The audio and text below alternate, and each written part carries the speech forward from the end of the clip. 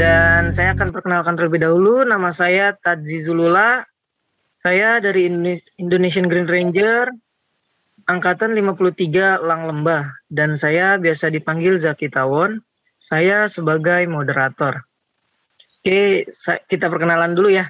Boleh teman-teman semua bisa ditulis di kolom komentar nama dan domisili atau dari satuan atau dari organisasi mana teman-teman berasalnya.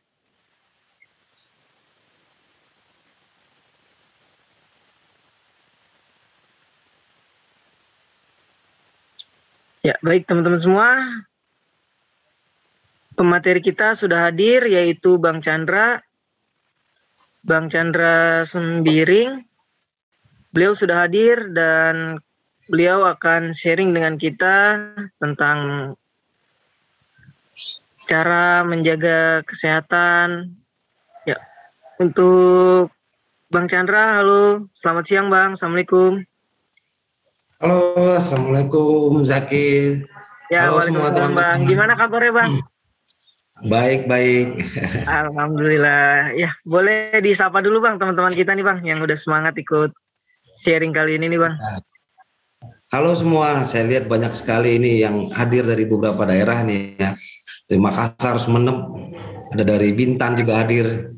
Ya, hari ini kita coba ngobrol-ngobrol sedikit tentang persiapan fisik dan mental, mungkin aspek medis ya dari kegiatan yang biasa kita lakukan, berkegiatan di alam bebas ya. Jadi kita ngobrol lebih lanjut. Oke, silahkan saya kembalikan lagi ke Zaki. Siap, terima kasih Bang Chandra. Ya baik teman-teman semua, sebelum saya memulai, kita akan mendengarkan sejenak lagu kebangsaan kita Indonesia Raya. Untuk teman-teman semua, mohon izin kameranya dimatikan sejenak.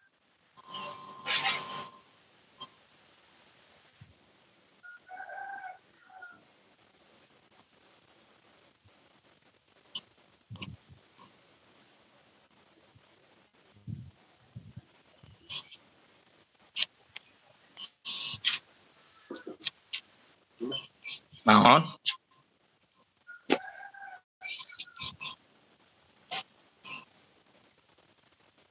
Tiga belas.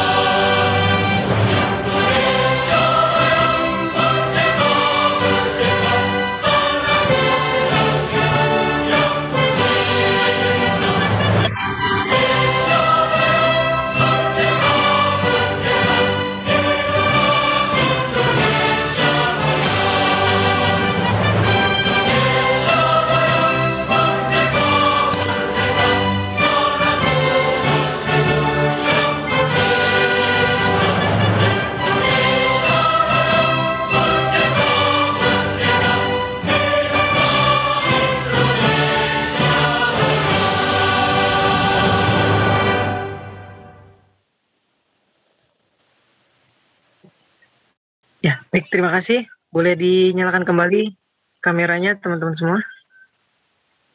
Oke, untuk selanjutnya kita ada kata sambutan dari Ketua Umum PDP Indonesian Green Ranger. Untuk Ketua Umum PDP Indonesian Green Ranger, waktu saya persilakan.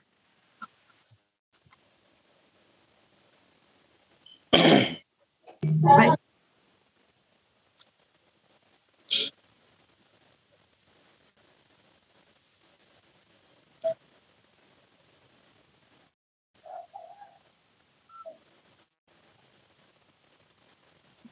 Baik, terima kasih Zaki. Assalamualaikum warahmatullahi wabarakatuh. Selamat siang, salam lestari, salam sejahtera bagi kita semua. Kepada yang terhormat, pembicara kita pada hari ini, Dr. Chandra Sembiring. Salam kenal, Bang Chandra. Kita Salam kenal, Kristi.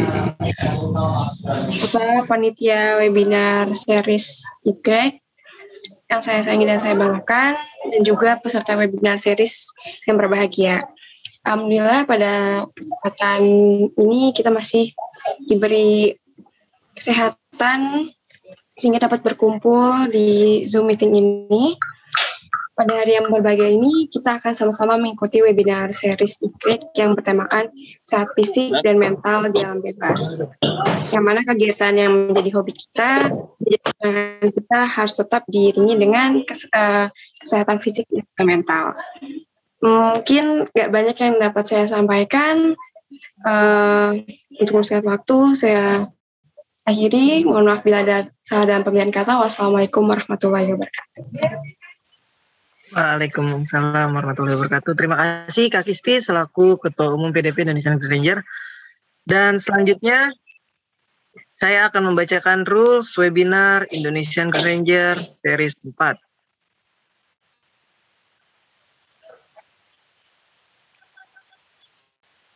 Nah, baik teman-teman semua. Kita bisa dibaca di layar, sudah ditampilkan Rules Indonesian Green Ranger Webinar Series 4. Untuk yang pertama, ID peserta menggunakan nama asli. Kedua, peserta berperilaku sopan dan menghargai peserta lain. 3, selama webinar, peserta wajib mematikan mikrofon.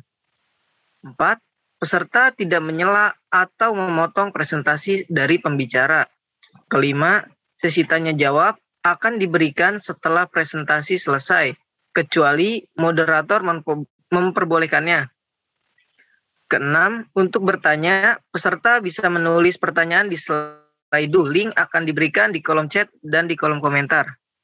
Peserta juga dapat menulis langsung di kolom chat dengan format nama lengkap, domisili, dan pertanyaan jika ada kendala dari Slido.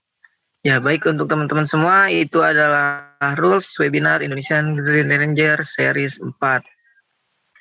Ya, kita akan sharing kali ini tentang kesehatan, tentang medis, bagaimana kita mempersiapkan kesehatan fisik sebelum kita melakukan aktivitas, dan bagaimana kita menjaga kesehatan di saat kita berada di gunung atau di hutan. Kita akan dibahas semua dengan Bang kita, Bang Chandra. Oh ya teman-teman semua, Abang Chandra ini beliau lulusan dari Universitas Padjadjaran Bandung. Beliau sempat menjadi medis di Afghanistan dan menjadi tim medis di pendakian Gunung Everest. Oke, biar langsung aja kita sharing dengan beliau. Untuk Bang Chandra, waktu saya persilakan. Oke, terima kasih Zaki buat kegiatannya. Sebelum materi, saya mau sapa teman-teman dulu. Jadi sebenarnya materi yang diberikan tornya adalah persiapan fisik dan mental di dalam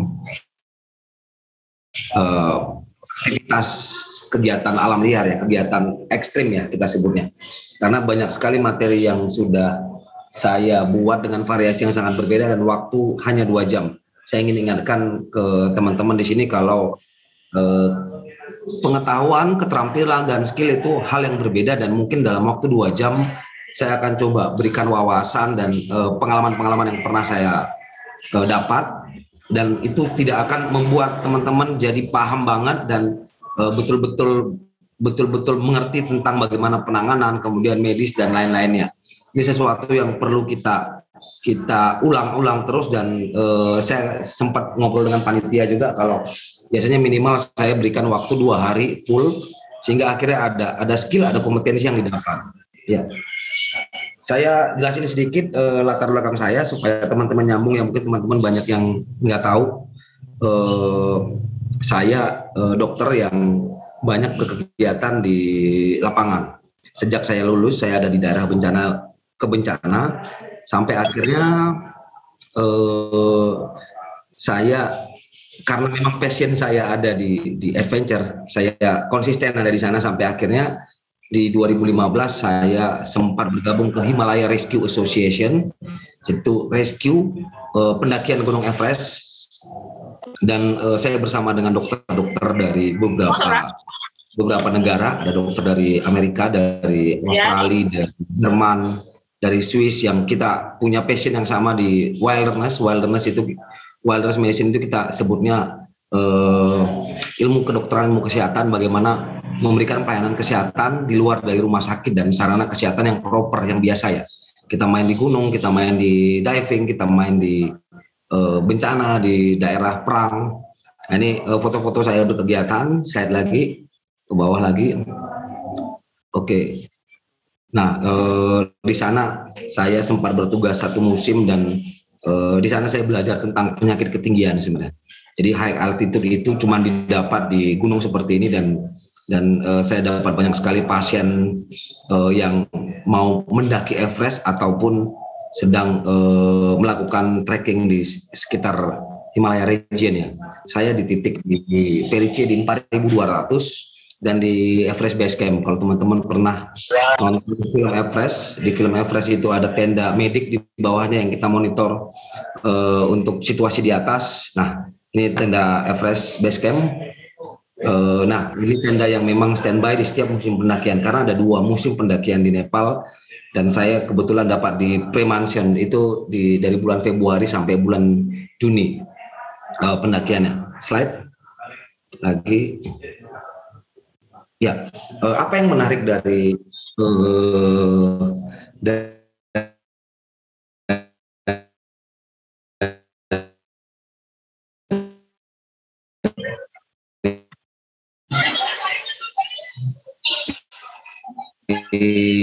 tugas yang saya lakukan di angka kecelakaan dan angka kematian, ada beberapa usaha yang dilakukan oleh pengetahuan dan wawasan kepada pendaki, porter, untuk paham apa yang terjadi, ya.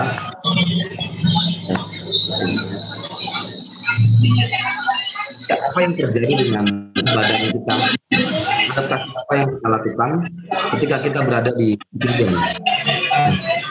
Tahun itu bisa dimatikan dulu mic-nya, ya.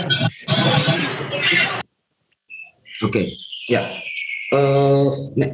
Area Nepal, area Himalaya region itu sudah didaki oleh orang-orang zaman dulu dari tahun 1900-an awal.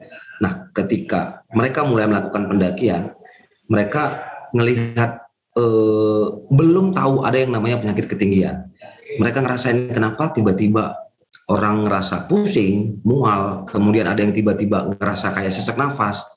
Nah, kemudian di tahun 1973 ada beberapa center yang membuat penelitian di sana untuk melihat apa sebenarnya permasalahan, dan akhirnya keluarlah istilah penyakit ketinggian. Nah, penyakit ketinggian ini sebenarnya kalau di Indonesia sangat jarang. Beberapa kali orang mungkin bilang memungkinkan di Gunung Gede. Kalau saya ngelihatnya kemungkinannya sangat kecil, dan kalaupun keluar gejalanya gejala ringan, karena di kita di sana kelihatan sekali ketika orang berada di atas ketinggian 3.800 sampai 4.000 sampai 5.000 baru kelihatan sekali perbedaan karena adanya tekanan oksigen yang rendah. Nah, jadi saya coba belajar di sana, saya bertugas sana selama sekitar 6 bulan dan mendapatkan banyak sekali masalah-masalah yang mungkin nggak akan kita temuin di Indonesia. Tapi intinya sejak tahun 73 mulai diadakan edukasi tentang pemahaman ke pendaki, ke orang-orang yang berkegiatan kalau penyakit ketinggian ini ada. Karena dulu banyak sekali yang meninggal tanpa orang nggak tahu apa penyebabnya. Ketika edukasi itu mulai jalan, ketika orang mulai aware, ada pola yang dilakukan, ada persiapan yang dilakukan, sehingga akhirnya angka kematian, angka kecelakaan ini bisa diturunkan. Coba slide lagi. Nah ini kita ngobrol angka kecelakaannya ya. Nah untuk data memang tidak ada yang detail, tapi kita bisa bayangkan sebenarnya di presentasi saya ini ada data Indonesia juga, tapi sengaja nggak saya masukkan. Tapi kebayang kalau kita ngelihat mereka berhasil menurunkan angka kecelakaan 1 dari 30.000 pendaki. Dan di sana masalahnya lebih ekstrim. Kalau kita ngelihat di Indonesia, hampir setiap bulan dalam beberapa tahun terakhir, kita ngelihat ada kecelakaan di gunung, ada yang meninggal, yang tersesat, ada yang hilang. Khususnya yang meninggal ya, banyak sekali yang meninggal yang kalau di sana mereka bilang ini kematian yang sia-sia. Kenapa? Karena kematian yang seharusnya kita sudah bisa prediksi risiko yang mungkin terjadi. Bagaimana memprediksi itu? Kita mengenali apa yang terjadi dengan badan kita mengenali persiapan, kita mempersiapkan segala sesuatu dan mengisi kita dengan kemampuan dan pengetahuan. Slide nanti kita bahas lebih lanjut.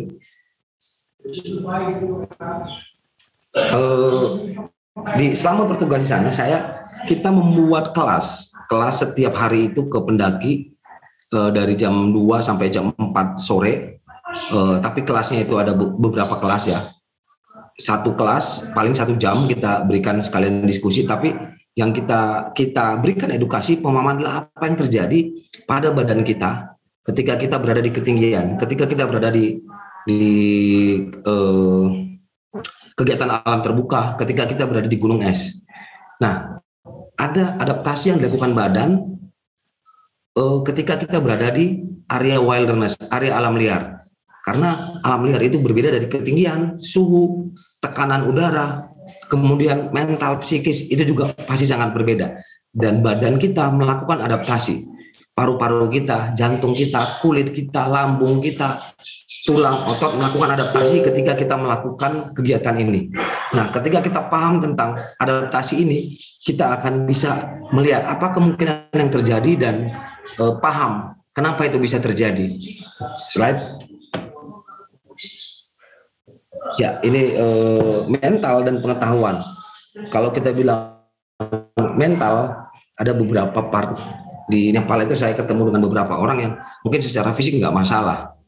Dan di pendidikan dasar ataupun ospek, karena saya banyak mendampingi sejak zaman kuliah dulu ya, banyak sekali mendampingi ospek dan pendidikan dasar. Bahkan saya pernah jadi koordinator pendidikan dasar UNADRI di 2014. Saya ngelihat ada beberapa part yang akhirnya bisa kelihatan, oke, fisiknya sih masih kuat, tapi ketika mentalnya memang sudah capek, ya pengen kembali. Nah, itu saya temukan di beberapa kejadian dan sangat sering masih terjadi. Kemudian fisik, bagaimana fisik? Kalau fisik, saya mulai memberikan edukasi ke beberapa teman-teman yang melakukan pendidikan dasar, karena latihan fisik di pendidikan dasar itu kadang tidak punya metode dan tidak punya struktur. Kenapa kita melakukan ini? Kenapa latihan ini perlu?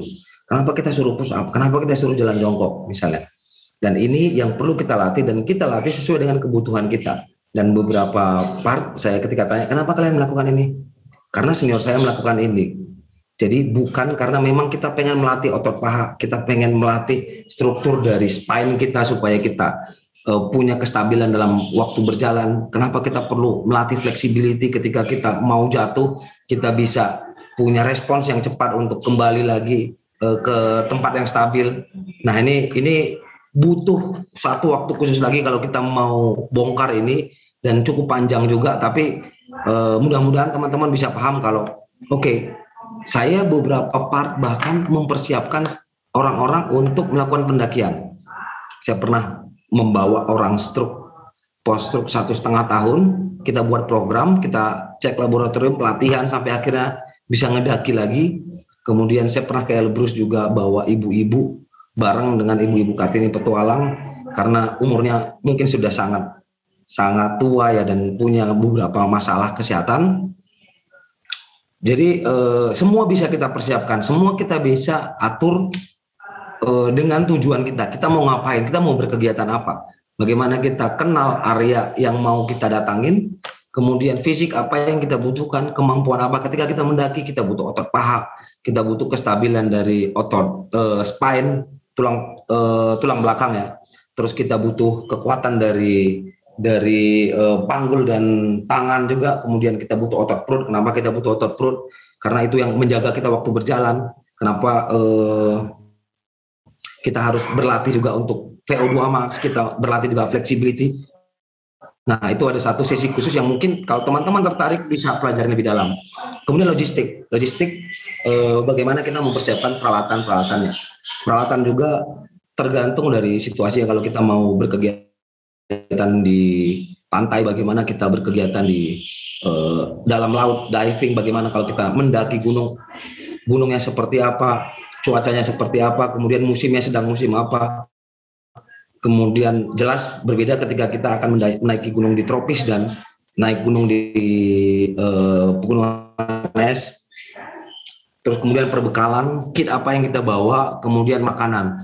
Nah, makanan ini yang kita suka ya udah kita perkirakan.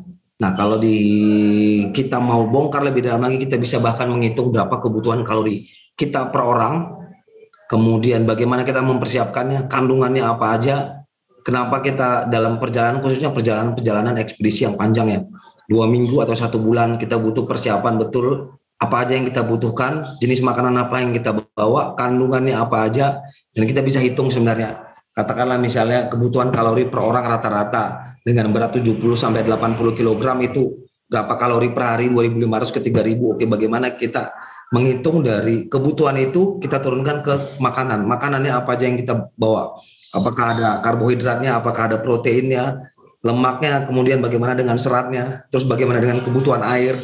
Nah, ini yang kalau kita bongkar cukup panjang, tapi teman-teman mulai baca-baca, mulai lihat, mulai tahu cara menghitung. Oke, kebutuhan kalori kita berapa? Bahkan beberapa orang saya tanya, oke, berapa gram sih lu makan sekali makan? Misalnya, kalau di kepala saya itu per orang yang masih saya praktekkan sampai sekarang itu 80 sampai 100 gram per orang per hari untuk kebutuhan beras. Jadi saya kalau menghitung kebutuhan berapa yang harus saya bawa untuk ekspedisi, kita sudah bisa hitung sendiri. Terus kemudian jenis makanan apa aja yang kita bawa. Nah, kira-kira gitu. Nanti kita akan bongkar-bongkar lagi materinya, slide.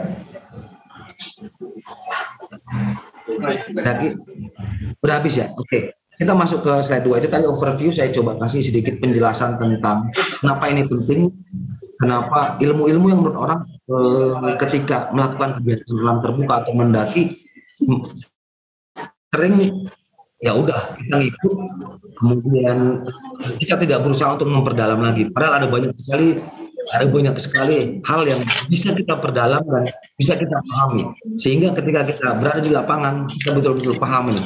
Kalau untuk menyusun teknisnya panjang, kita butuh waktu yang lebih panjang lagi. Saya bisa bongkar teman bagaimana kita melakukan perjalanan dan mengikuti kebutuhan makanan kita dengan detail. Misalnya, peralatan apa aja yang kita bawa. Terus kemudian persiapan fisik aja apa aja yang kita bawa. Dan kalau teman-teman mau ekspedisi panjang, persiapan minimal itu 3 bulan sampai 6 bulan. Jadi bisa kita hitung ke belakang. Oke. Setelah itu kita akan masuk karena waktunya ini singkat ya. Nanti kita coba banyak diskusi dan dengar dari teman-teman apa yang jadi permasalahan dan kita akan tanya jawab. Kita mamperkan ditanya jawab. Nah, jadi kita ngomong tentang wilderness first aid. Wilderness first aid ini satu hal yang sedang saya jalankan dan saya coba bagi ke beberapa teman-teman di lapangan, khususnya para porter di gunung. Contoh, begitu saya kembali dari Nepal, ketika saya melihat fakta angka kecelakaan dan angka kematian gunung itu, saya akhirnya membuat satu pelatihan di gunung-gunung. Sampai sekarang saya sudah melatih hampir 300-an orang porter dari Leuser, Kerinci, Gunung Gede, terus kemudian Sinabung, kemudian Manglayang, kemudian Rinjani, Semeru. Kita coba ngelatih, saya coba ngelatih ke teman-teman porter yang menjadi benteng utama ya, orang-orang yang akan merespon pertama kali, akan memberikan respon cepat ketika ada kecelakaan atau kematian di gunung. Nah, dari tahun 2000, sejak saya pulang 2015, saya lakukan itu start dari 2016 akhir ke 2017 sampai kemarin terakhir ke Rinjani. Total mungkin ada sekitar 300 porter yang sudah kita latih. Apa yang kita latih? Kita latih wilderness first aid. Kalau teman-teman pernah dengar tentang P3K, pertolongan pertama pada kecelakaan, itu kita lakukan pada saat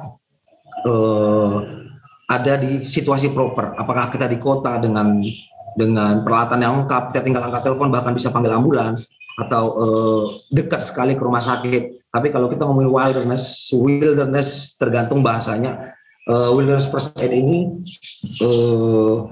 kita ngomongin bantuan pertolongan pertama yang kita berikan pada situasi tidak proper, pada alam liar. Waktu kita pendakian yang kalau kita lihat sinyal juga nggak ada, listrik nggak ada. Mungkin kalau kita turun ke kampung paling dekat butuh waktu 2-5 jam misalnya. Nah, ini yang kita sebut dengan wilderness first aid. Dan tadi kalau teman-teman lihat di video yang awal diputar oleh panitia, nah itu pelatihan-pelatihan yang saya lakukan di beberapa kaki gunung. Dan sampai sekarang saya masih punya beban untuk memberikan pelatihan-pelatihan itu supaya respon cepat dan pengetahuan dari orang lokal, dari masyarakat ini lebih dapat. Saya punya pengalaman dari dulu, saya ngelatih mahasiswa, ngelatih pecinta alam sejak saya masih mahasiswa pecinta alam waktu dari 2004 di kampus. Tapi kemudian saya ngelihat hanya di bawah 10% teman-teman yang mengaplikasikan ilmunya. Kemudian yang memang turun ke lapangan, yang memang akan memberikan respons. Dan ilmu ini karena bukan orang medis yang kita berikan, bukan berarti ketika kita pernah melakukan pelatihan itu selama-lamanya kita akan tahu. Ketika 6 bulan, 1 tahun kita nggak pernah ketemu kasus, kita bahkan bisa lupa sama sekali. Nah, ketika saya melatih porter, saya melihat kalau seandainya mereka lebih paham, karena hampir setiap minggu mereka akan bertemu dengan kasus. Hampir setiap minggu mereka akan membawa tamu. Mereka akan menemukan kasus orang yang ankle sprain, patah tulang, hipotermi, dan lain-lainnya. Makanya saya bilang ini bukan materi yang kita berikan, kita pelajari, dan kita langsung expert. Ini yang harus diulang karena Anda tidak bertugas di rumah sakit. Mungkin ada beberapa di sini yang bertugas di tim rescue atau di pemadam kebakaran, mungkin akan lebih sering mendapatkan itu. Slide.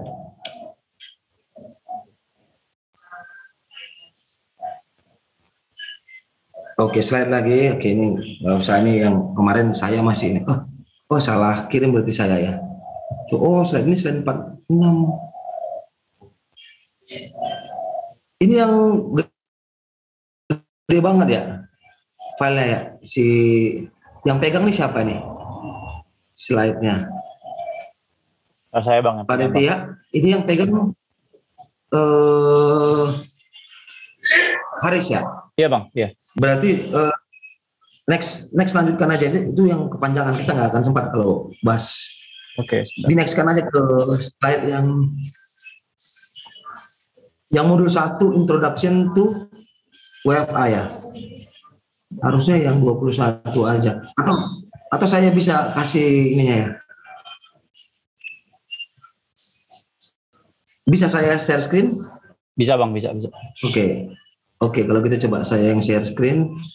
Kayaknya itu yang panjang tadi. Basic saya share aja. Oke. Ya, kelihatan ya? Teman-teman semua kelihatan ya?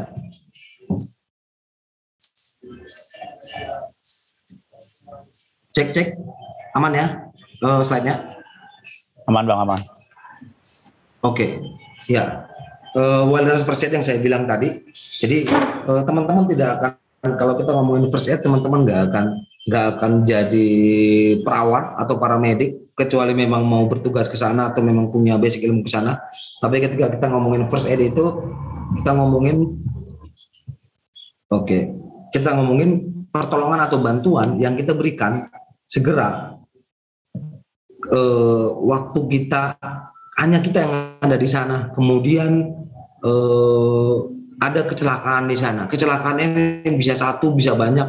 Mungkin karena kita terbiasa berkegiatan di area ekstrim ya, kita pasti sering ketemu dengan kecelakaan atau bencana atau tiba-tiba bahkan teman kita atau keluarga terdekat kita. Nah, bagaimana kita memberikan pertolongan pertama sampai kita melakukan evakuasi atau orang lain yang lebih pintar atau lebih cakap atau lebih ahli atau memang kerjaannya di situ untuk membantu kita. Kita hanya memberikan pertolongan pertama. Kita akan bahas ini sekaligus kita nanti akan coba bongkar kasus-kasus di lapangan.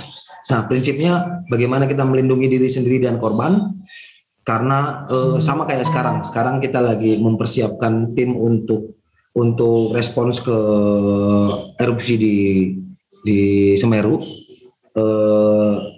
Saat ini tim ada di Malang sudah bersiap-siap, tapi saya pastikan semua peralatan, semua perlengkapan yang kita bawa itu memang sudah safety, karena prinsip pertama melindungi diri sendiri dan korban. Jangan sampai kita mau nolong, kita yang menjadi korban, karena di erupsi ini bencana yang paling banyak memakan korban dari relawan. Saya erupsi itu ada dari Merapi ke Lut, saya turun ke responsnya sampai sekarang kita lagi mempersiapkan. Saya ngelihat banyak sekali korban karena memang persiapan dan penghitungannya tidak tepat, apalagi masuk ke area-area evakuasi. Baru kemudian kita punya prinsip menyelamatkan hidup. Banyak orang ketika di daerah bencana atau berkegiatan di lapangan, mereka menggunakan tag rescue misalnya.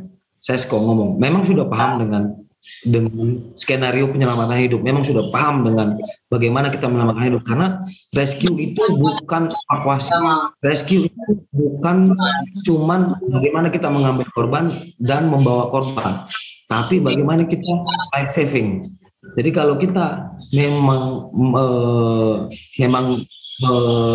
mau turun di sana, prinsipnya kita melakukan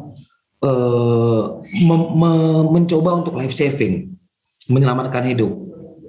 Jadi bukan cuma evakuasi, kemudian membantu proses pemulihan, kemudian cegah cedera menjadi lebih parah, karena ada beberapa part yang ketika kita menolong dan kita tidak tahu apa yang kita tolong, malah kita yang membunuh. Banyak sekali kejadian, khususnya kecelakaan yang berhubungan dengan fraktur tulang spine ya, fraktur tulang belakang, patah tulang belakang atau patah tulang leher.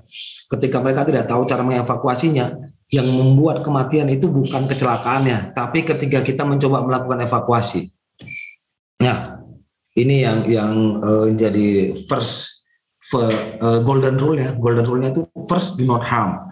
Jangan sampai kita membahayakan. Kalau kita nggak tahu, kalau kita nggak paham, kita cari yang lebih paham. Kalau kita nggak ngerti, nggak yakin, jangan lakukan.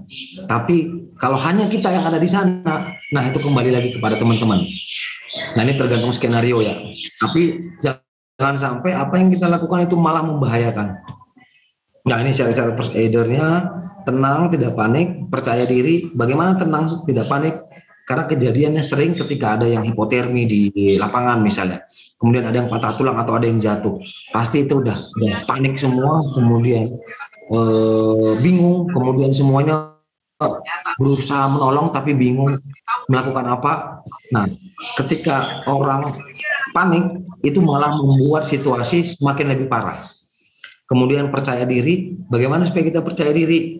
Kita pahami betul ilmunya, kita praktekkan betul apa yang harus kita lakukan, apa yang harus kita latih. Kemudian mengetahui pengetahuan dan keterampilan yang up to date. Kenapa up to date? Karena beberapa kali ilmu-ilmu dari penyelamatan ini, ilmu-ilmu dari CPR, basic first aid, kemudian bahkan sekarang sudah up to date lagi untuk pasca COVID, bagaimana kita memberikan bantuan pasca COVID, apa yang harus kita lakukan. Ini terus ada ininya ya, ada update-nya. kemudian terlatih dan mengulang pelatihan secara reguler. Jadi kalau teman-teman memang mau buat timnya jadi lebih siap, kalau saya rasa minimal per tahun atau per 6 bulan pelatihan ini ada dan di refresh terus supaya ini lekat dengan kita, karena teman-teman orang yang terus akan ketemu dengan kasusnya dan terus berpraktek. Beda cerita dengan orang-orang yang ada di rumah sakit, perawat yang setiap hari akan menangani pasien, dokter. Nah, kita akan terus melakukan pengulangan, apalagi teman-teman yang basicnya bukan di medis. Makanya terlatih dan mengulang pelatihan secara reguler. Jadi saya selalu dorong teman-teman di pecinta alam, di komunitas untuk selalu melakukan latihan ini minimal banget 1 tahun sekali. Kalau bisa 2 kali dalam setahun akan lebih baik. Nah, ini pencegahan infeksi. Oke, ini ketika kita ngomongin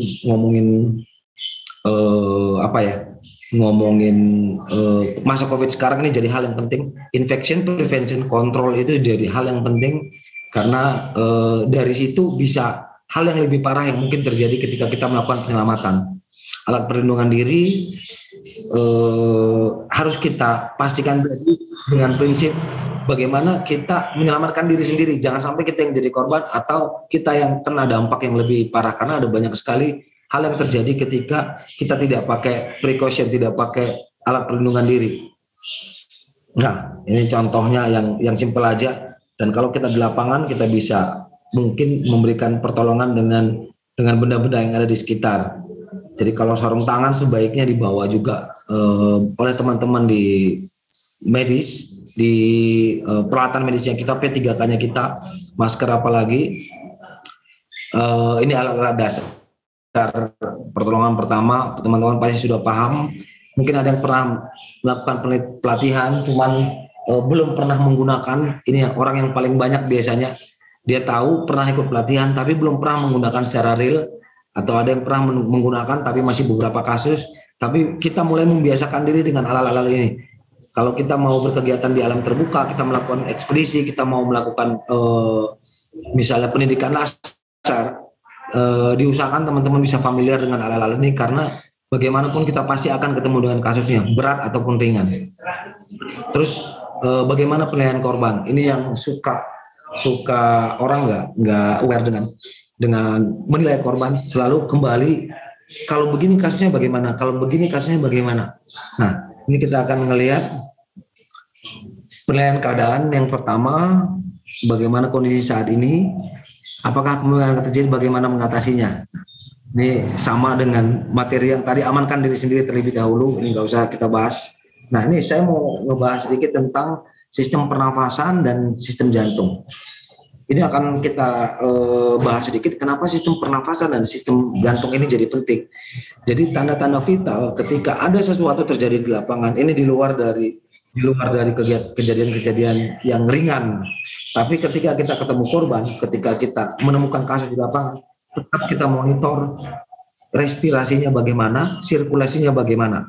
Apakah dia hipotermi? Bagaimana menilai orang hipotermi? Kita bisa melihat dari muka, dari riwayat perjalanan, dari baju yang basah, dari posisi yang menggigil, dari orang yang mulai kita ajak ngobrol nggak nyambung. Tapi tetap sistem pernafasan dan sistem nadi bisa kita nilai. Ini jadi tanda vital kalau ada masalah dari sistemik si korban tersebut atau orang tersebut. Nah, ini saya berikan sedikit pernafasan dan bagaimana menghitungnya. Mungkin saya bisa melihat teman-teman ada yang tahu cara menghitung pernafasan, bisa tunjuk tangan atau saya bisa tunjuk ini moderator.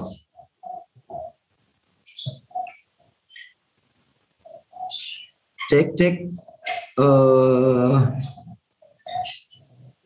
Agak sedikit sulit untuk ini ya, interaktif ya. Cek. Siapa tadi? Zaki?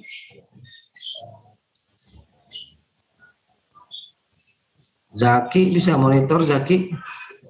Siapa? Ini enggak apa-apa, saya bisa interaktif sedikit ya. Ya. Nggak apa-apa, Bang.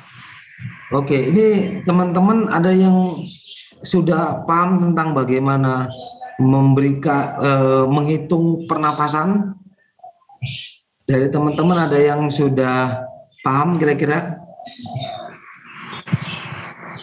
Ada beberapa yang ini sebenarnya kalau kita melihat dari peserta. Oke.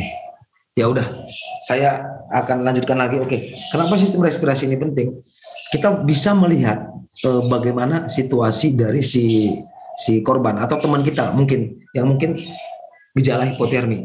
Kemudian kita melihat menggigil. Yang kita tahu, oh dia menggigil. Oke, kita mulai ganti badannya, kemudian ganti bajunya atau mulai menghangatkan. Tapi teman-teman di lapangan jarang sekali melihat bagaimana dengan nafas dan bagaimana dengan nadinya. Jadi sistem respirasi ini bisa kita hitung dan kita perhatikan.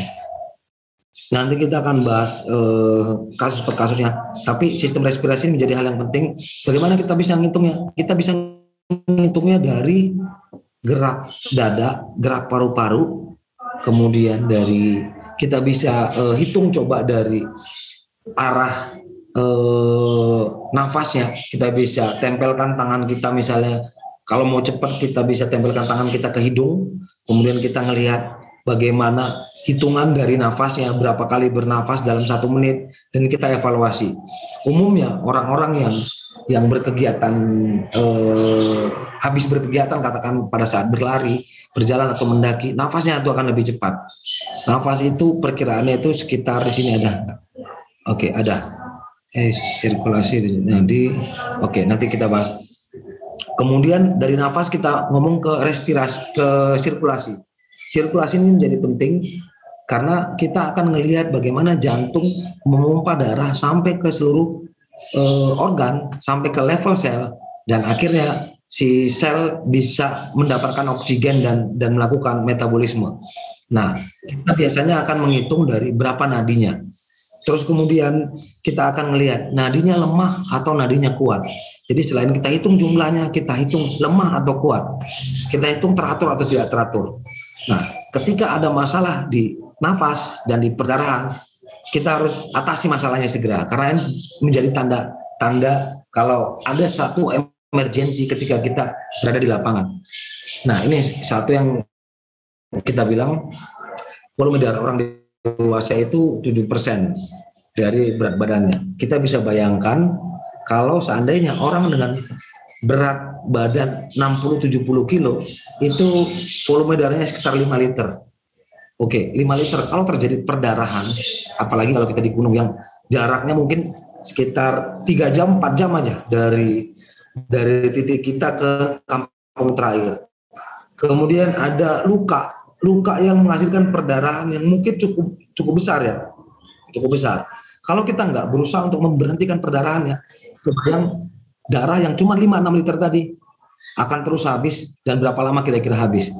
Nah, makanya sistem sirkulasi itu ketika ada perdarahan harus kita berhentikan segera. Kemudian nadi rata-rata 60-100 kali per menit.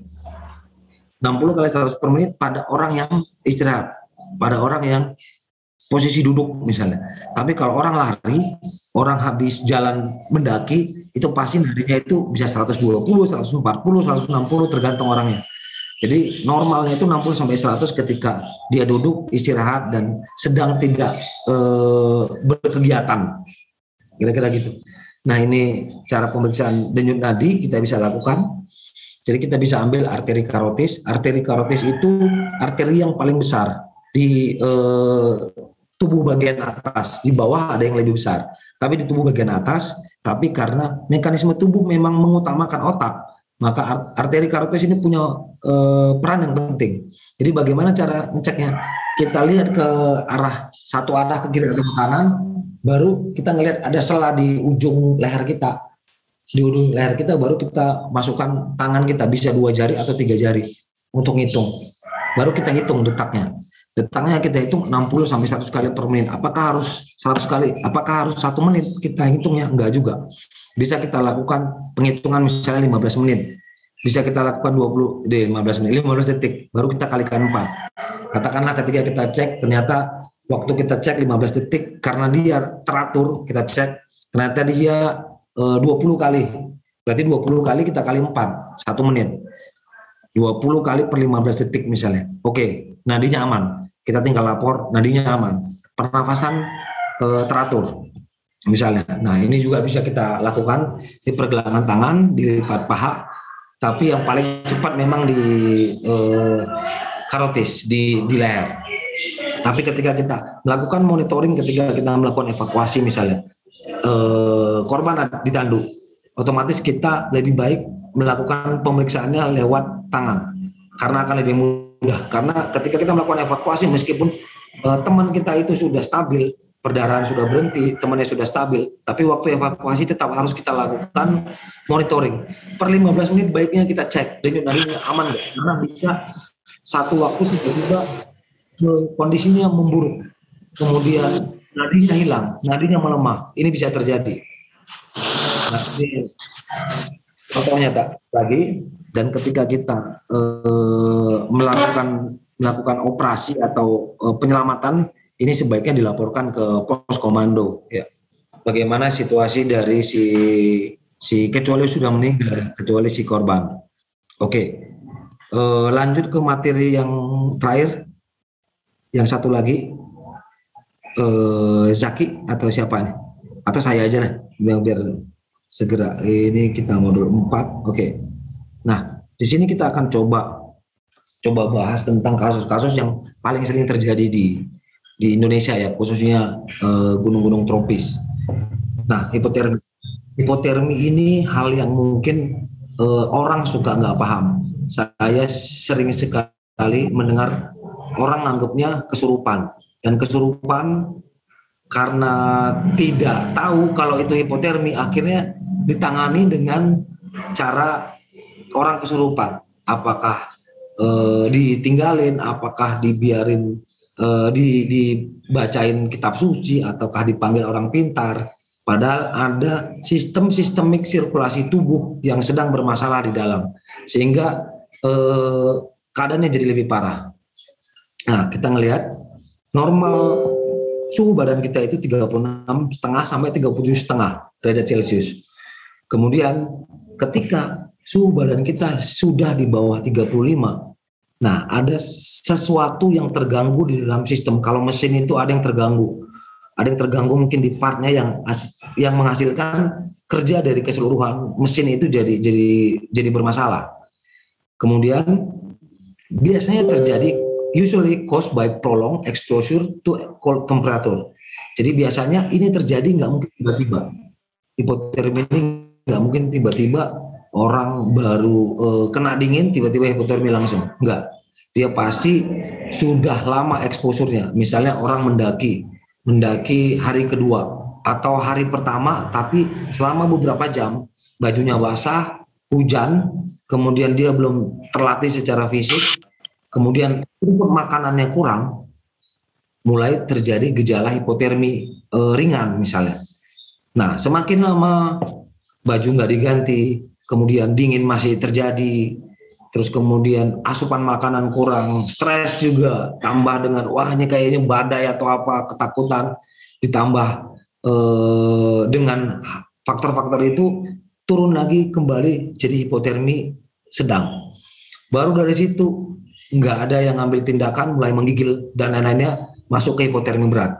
Nah, hipotermi ini pengalaman saya kalau ringan sampai sedang masih sangat mungkin kita berikan pertolongan. Tapi kalau sudah berat, ini susah sekali, apalagi kalau di gunung. Saya beberapa kali nanganin orang yang hipotermi berat itu harus kita masukin infus, harus kita berikan beberapa pengobatan, baru bisa selamat. Kalau nggak, susah sekali. Ini yang menyebabkan kenapa hipotermi ini jadi salah satu penyebab kematian yang paling banyak khususnya di Indonesia. Kalau ini dibilang, ya ini yang saya bilang, hipotermi penyebab pertama dari kematian di kejadian di gunung. Kemudian persiapan yang baik, kemudian deteksi awal gejala itu salah satu kunci, dan bagaimana kita kenal dengan gejalanya. Nah, ini yang kita bilang, yang saya sebut tadi, ada mild, moderate, severe. Nah, mild itu tadi kan sudah mulai di bawah 35 derajat, tubuh kita mulai terganggu itu. Kalau seandainya kita tidak melakukan tindakan, apakah itu dengan dengan kalau baju kita basah ganti baju, kalau seandainya kita sedang terpapar, kita tidak pakai jaket misalnya, atau dengan menggerakkan badan, atau dengan intake makanan kita makan atau minum lebih banyak, itu akan mulai keluar gejala dari 35 derajat Celcius tadi turun sampai ke 32 derajat Celcius. Ini yang disebut dengan hipotermi ringan. Orang yang masih sadar, sedikit menggigil, nafas dan nadinya cepat. Nah, nafas dan nadi tetap jadi patokannya kita, tanda-tanda vital. Kesulitan berbicara, mungkin teman-teman pernah ngalamin ketika kita ngomong kayak di bibir kita itu kayak ada yang getar, kemudian kadang-kadang ada mual dan sakit kepala. Kemudian yang moderate mulai udah nggak peduli. Kita pasti sering lihat teman-teman kita mulai wah nggak peduli. Kemudian menggigilnya agak sedikit berkurang. Jadi kalau kita dari menggigil, kemudian kita ngelihat teman kita mulai semakin lemas, tapi semakin tidak fokus lah. Kita ajak ngobrol, responsnya lama, tapi menggigilnya berkurang. Kemudian motornya berkurang, udah semakin malas, gerak juga susah. Mulai kesadaran berkurang, nadi dan nafas melemah, berbicara mulai nggak jelas. Kita ajak ngobrol juga udah malas, kemudian karena ada kekakuan tadi, bicaranya mulai nggak jelas. Ini di bawah 28 derajat Celcius. Nah, kalau sudah hipotermi, ini saya bilang sulit. Tim yang kuat, makanan yang baik di sana, kemudian segera memberikan bantuan suhu yang baik. Mungkin masih bisa kalau dia nggak terlalu berat. Cuman saya beberapa kali kalau udah berat ini susah sekali untuk kita tanganin di lapangan. Kecuali kita punya peralatan. Kalau saya ada mungkin saya bawa peralatan infusan dan beberapa obat-obatan bisa saya tolong. Tapi kalau seandainya teman-teman di sana udah masuk ke berat, ini hal yang sulit. Makanya kuncinya adalah bagaimana kita paham dari gejala-gejala ringan ke menengah ini. Kita bisa ngelihat historisnya. Apakah wah ini kayaknya ini anak baru naik gunung misalnya, atau oke, sudah lama naik gunung tapi badannya lagi nggak fit. Kemudian dari tadi hujan badai, baju basah terus, kemudian kecapean, makanan kurang, mulai gejala-gejala awal, kemudian masuk ke ringan. Nah, jangan sampai dia masuk ke tahap selanjutnya. Kalau dia ringan, bagaimana dia supaya jangan masuk ke gejala yang berat. Kalau dia berat, jangan sampai masuk ke gejala yang, kalau dia menengah, jangan sampai masuk ke gejala yang berat, karena akan sulit sekali. Nah, kira-kira itu. Nah, ini mengenai hipotermi awal kita instruksikan untuk bergerak sehingga ada panas yang dihasilkan dari gerakan-gerakan itu.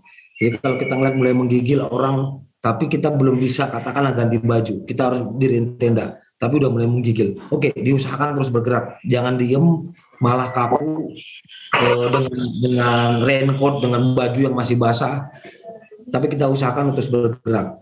Nah, kalau seandainya tenda sudah berdiri, kemudian ada makanan kompor yang bisa kita nyalain, baru kita ganti pakaian basah dengan pakaian kita yang kering.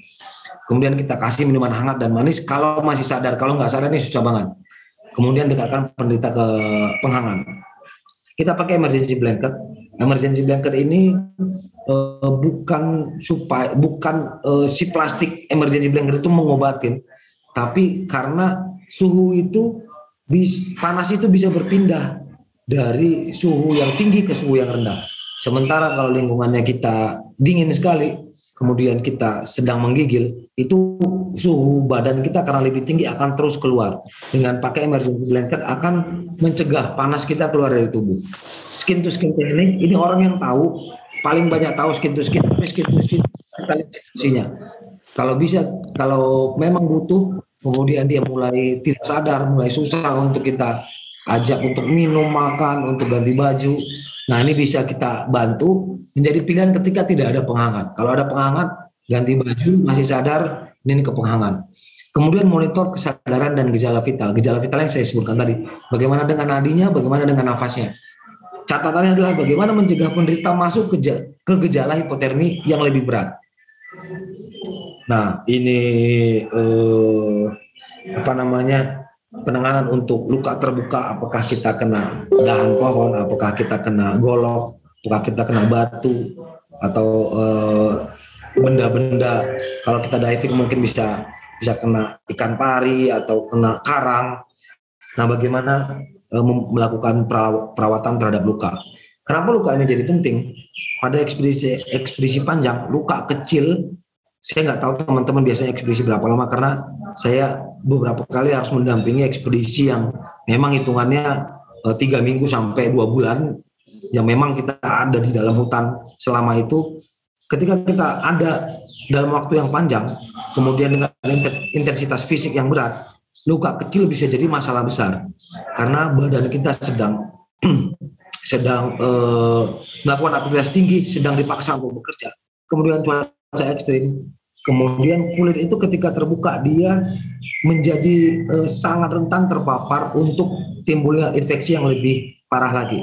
Pada beberapa kasus di daerah-daerah seperti Papua, saya ketemu kasus yang mungkin badan kita belum terbiasa mengenali bakteri atau binatang-binatang yang ada di sekitar kita. Luka-luka kecil itu bisa jadi nanah yang sangat besar.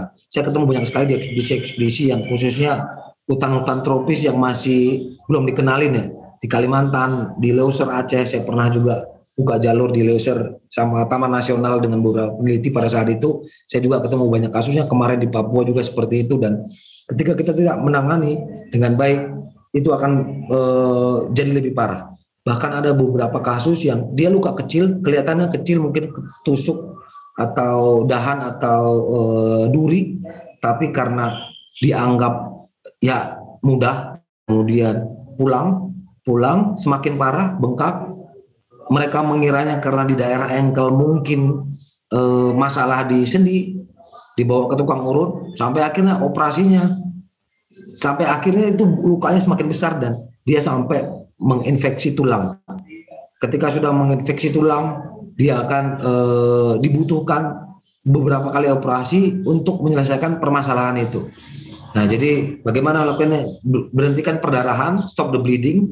Saya bilang tadi kalau ada perdarahan yang besar, apalagi kalau di tangan, kalau dia cuma di daerah kulit mungkin sedikit, tapi kalau dia agak dalam pasti perdarahannya cepat.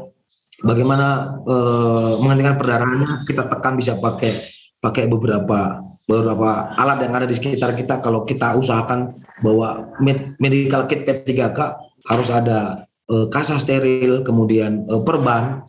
Jadi bisa kita tekan, bisa kita balut tekan. Kemudian kalau ada air mengalir, kita cuci dengan air mengalir. Baru kita kasih apakah betadin ataukah salep. Kalau seandainya ini tergantung ya, apakah luka kita tutup atau kita buka, tergantung. Kita mau pulang atau ekspedisi kita masih panjang. Kalau ekspedisi kita masih panjang, kita masih tutup sama kita di jalan. Tapi ketika kita di tenda kembali, kita buka. Jadi kita usahakan bakteri, karena di udara, di tanah itu banyak sekali bakteri. Jadi ketika kita tidak berusaha untuk memelihara luka kita, ini akan jadi masalah besar. Kemudian kita cover ini kalau di ini ya. Terus dia suruh cari medical profesional, itu nanti aja kalau kalian sudah sampai kembali ke kota. Kemudian strain and fracture. Nah, ini teman-teman pasti sering ketemu dengan kasus cedera ankle ya, keseleo, istilahnya keseleo. Sprain ini bukan cuma terjadi di kaki, bisa juga di posisi-posisi yang lain, apakah di tangan ini juga sering, ketika orang harus turun kemudian tiba-tiba terparing. Nah, sprain ini jadi ketika di antara dua tulang dan sendi itu terjadi tindakan yang tiba-tiba atau momentum yang kuat atau jatuh, sehingga akhirnya si sendi ini, si tulang ini akan keluar dari jalurnya dan ini akan bengkak sekali. Kalau kita punya es, kita kasih es di 6 jam pertama, kemudian setelah itu kita akan kasih air panas. Nah, kemudian kalau kita tidak dalam ekspedisi atau tidak dalam kegiatan wilderness, tidak sedang berkegiatan yang ekstrim, ya udah kita tinggal istirahat di rumah, kita kasih es. Kalau memang yakin dengan tukang urut silahkan, tapi saya tidak merekomendasikan kecuali saya paham benar tukang urutnya. Tapi kalau teman-teman yakin silahkan, nggak ada juga yang menyalahkan. Nah, terus kemudian kita balut dengan elastik perban. Tapi kalau kita di lapangan, apa yang harus kita lakukan? Nah, ini yang sering jadi pilihan yang sulit. Kita masih ekspedisi hari kelima misalnya. Sementara ekspedisi kita masih ada 20 hari lagi, apa yang kita lakukan? Nah, ini yang penting. Jadi bagaimana kita menghilangkan nyeri dan masih bisa melanjutkan ekspedisi, atau kita lihat terlalu berat harus kembali, kita kembali. Saya pernah melakukan dua-duanya. Jadi tergantung situasi. Kalau memang kita ngelihat oke, ini sprintnya masih memungkinkan, kemudian kita bisa rawat, kita bisa tekan, kemudian dengan pola jalan yang baik, ini masih mungkin. Kalau dia ringan masih bisa melanjutkan ekspedisi. Tapi kalau berat sekali, apalagi waktu jatuh misalnya dia tidak pakai sepatu tinggi, terus kemudian dengan berat carrier yang cukup berat dan situasi jalanan turunan dan bengkaknya kelihatan bengkak sekali dan nyeri sekali, nah ini agak sulit, kita harus evakuasi. Nah, kita harus melihat situasinya. Kemudian ini dia ya, rest. Dia bilang rest, dikasih es, kita kompres, baru angkat, baru kita rujuk. Tapi ini kan kalau kita ngomongin di tempat yang umum dan kita bisa langsung rujuk, kita bisa punya kemewahan untuk dapat tempat dan dapat perawatan. Tapi kalau kita lagi berada di dalam hutan, nah ini yang harus kita ngelihat, kita nilai lagi, bisa kita lanjutkan atau tetap. Nah, ini basic life support. Basic life support ini yang saya bilang, ini nggak bisa saya jelasin hanya teori, ini harus dipraktekkan dan benar-benar paham dan simulasi kasus, karena beda-beda kasus. Dan sampai sekarang saya lihat teman-teman yang sudah dapat pelatihan juga masih bingung untuk melakukan ini ketika terjadi masalah di lapangan, terjadi orang yang benar-benar henti nafas, henti jantung di lapangan. Apa yang harus dilakukan? Ini masih banyak yang kebingungan, karena memang butuh latihan dan butuh pemahaman sama studi kasus. Makanya biasanya dalam satu pelatihan saya selalu lakukan studi kasus lapangan, karena dengan kasus yang berbeda penanganan juga berbeda.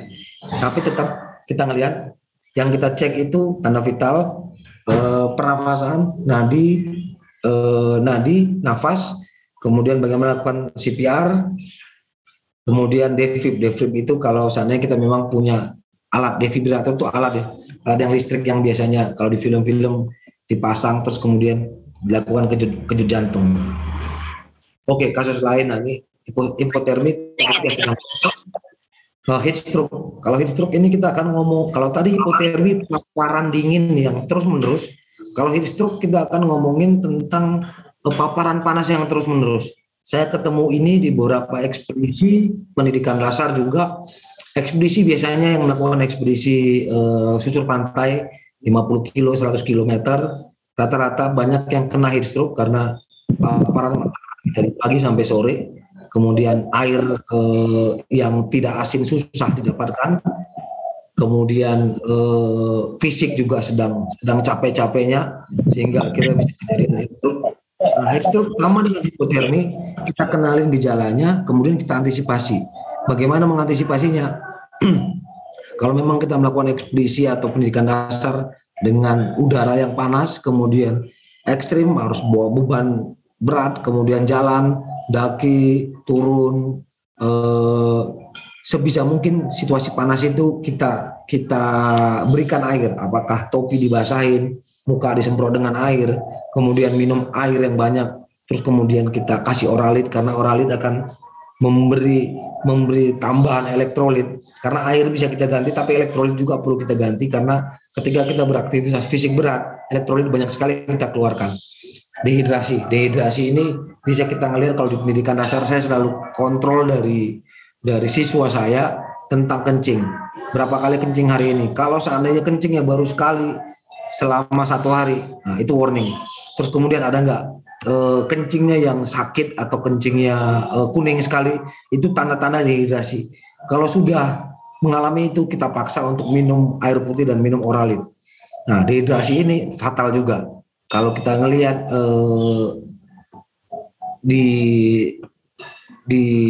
sama satu lagi, kalau seandainya teman-teman diare.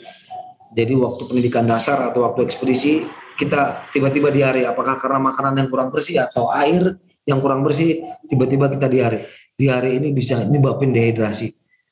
Dehidrasi karena diare ini masih menjadi penyebab kematian nomor 1 untuk anak-anak ya, untuk bayi dan anak-anak di Indonesia. Jadi dehidrasi ini nggak bisa kita anggap sepele, karena memang dehidrasi di lapangan ini sering sekali terjadi dan bisa diperburuk dengan adanya diare. Kemudian gigitan ular. Saya bukan ahli ular, yang kita kenalin ularnya baru kita tangkep dan kita ngelihat. Tapi yang pasti begitu ada gangguan gigitan ular. Ular di Indonesia itu ternyata nggak agresif ya. Kalau kita nggak masuk ke areanya mereka dan berusaha mengganggu, apalagi mencari ular, nah kemungkinan sih, karena saya jarang sekali ketemu kasusnya, kecuali di beberapa lokasi yang memang kampung yang sudah dilakukan beberapa penambang liar. Saya pernah ini di penambang liar, karena ada banyak lubang-lubang dibuat di sana sehingga kita membuat ularnya banyak keluar dan banyak kasus gigitan ular di sana. Yang kita lakukan, kita cuci dengan air mengalir, kita bebat, baru kita kirim. Kita bebat, imobilisasi istilahnya, sama dengan patah tulang, imobilisasi, terus kemudian kalau ada perdarahan kita berikan perdarahan dulu, kita cuci dengan air mengalir tetap, langkah awal, baru kita rujuk. Gigitan serangga, kalau kemarin ada kasus di Via Ferrata ya, gigitan serangga yang cukup banyak, ini bisa jadi ancaman karena serangga itu memasukkan racun yang bisa mengaktifkan antibodi dari tubuh kita yang bisa menyebabkan syok. Nah, gigitan serangga kalau satu mungkin tidak terlalu jadi masalah. Tapi pada beberapa orang yang punya respons alergi yang tinggi, satu gigitan serangga bisa menyebabkan syok dan bahkan kematian. Nah, ini bergantung lagi sama orangnya, apalagi dia punya riwayat alergi yang sangat sensitif, ini jadi masalah. Nah, kalau gigitan serangganya sudah banyak, ini jadi lebih masalah lagi. Nah, makanya kita selalu masukkan obat-obat antihistamin di dalam peralatan P3K kita. Obat-obat antihistamin itu apa aja? Contohnya CTM. Teman-teman pernah pasti tahu CTM atau obat-obat warung yang mungkin Bodrex, Panadol, itu ada CTM-nya semua.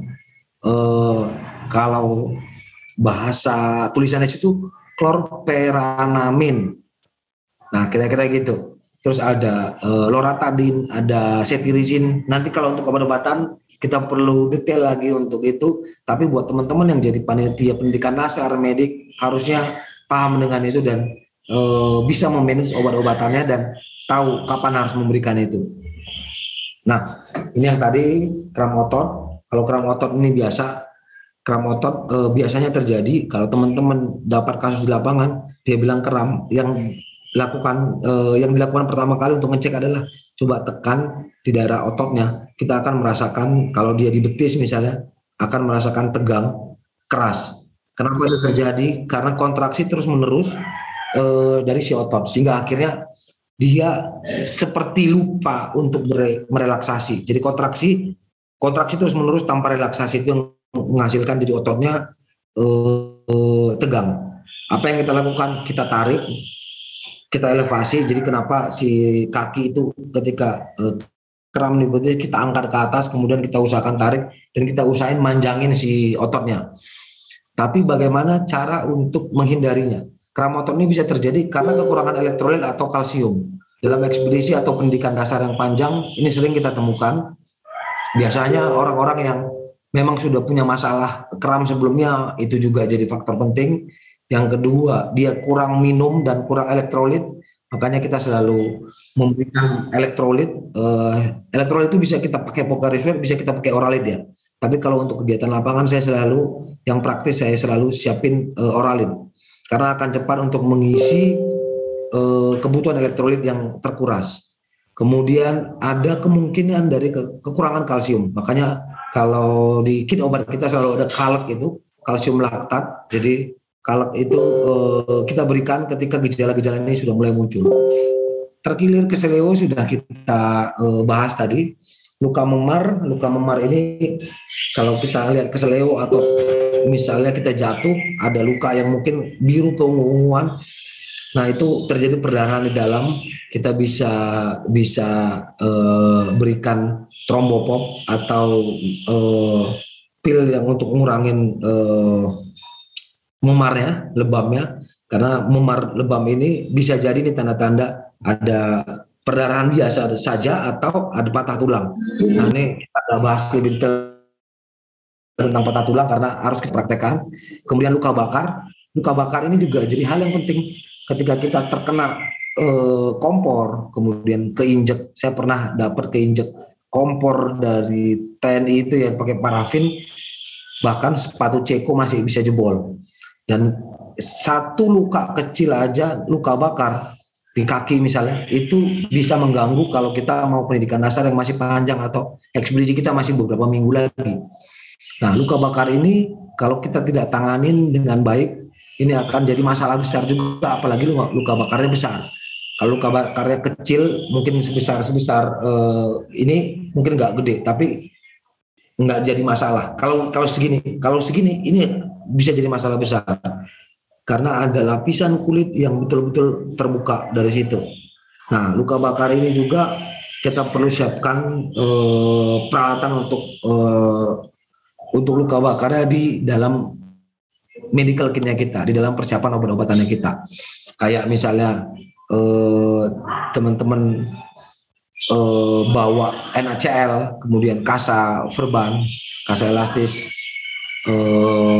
terus kemudian ada burnazid, ada beberapa salep luka bakar, terus ada yang nutupin untuk luka bakar, tapi ya mungkin nggak terlalu banyak, tapi dibutuhkan ketika teman-teman melakukan ekspedisi panjang. Ya, saya rasa ini sudah hampir 1 jam, sudah 1 jam lebih saya kasih materinya banyak sekali. Saya coba lempar aja ke teman-teman, cuman kita buka dalam waktu beberapa menit nanti untuk pertanyaan tanya jawab, apa kasus yang ditemukan di lapangan, kemudian atau ada pertanyaan-pertanyaan yang masih bingung di kepala atau pernah ketemu kasus, silahkan kita bahas. Tapi yang pasti materi ini bukan materi yang oke kita kasih selesai, karena materinya sangat banyak. Kira-kira gitu Zaki, saya serahkan ke Zaki untuk membawa tanya jawab.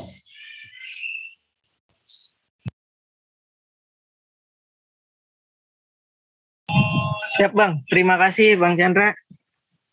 Oke, kita sesi tanya jawab ya Bang ya.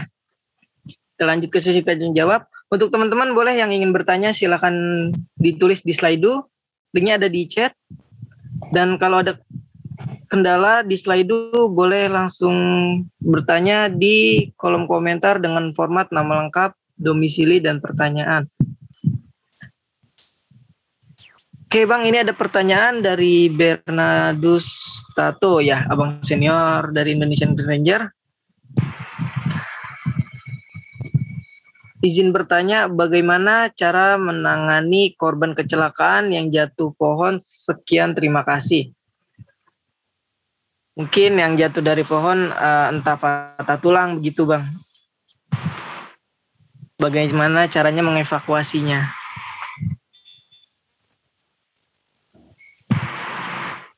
Ya, jadi yang pertama kita lakukan ketika kita ketemu kasus orang jatuh ya. Orang jatuh itu bisa aja dari pohon, bisa aja dari bukit misalnya jatuh. Nah, sebelum kita lakukan intervensi, kita mulai lihat dulu nilai. Karena risiko yang paling mungkin terjadi itu adalah patah tulang di bagian leher bisa, di bagian spine bisa, tulang belakang bisa, di panggul bisa. Apalagi kalau pohonnya tinggi, kalau pohonnya rendah ya mungkin patah-patah kaki ya. Tapi kalau seandainya pohonnya tinggi, paling sering itu cedera tulang belakang. Nah, pada kasus ini kita harus benar-benar punya pengalaman, dan kalau seandainya kita cuma sendiri dan kita nggak paham, sebaiknya kita panggil bantuan ya, orang yang lebih paham, karena khusus untuk cedera tulang belakang ini butuh treatment khusus ya. Kita nilai, kita ajak ngobrol dulu, bisa nggak merespons. Kalau nggak merespons, kita hati-hati sekali akan ngecek. Kita lihat perkirakan kira-kira jatuhnya bagaimana, patahnya bagaimana, kita ngelihat. Jangan lakukan modifikasi, jangan berusaha untuk menggerakkan korban.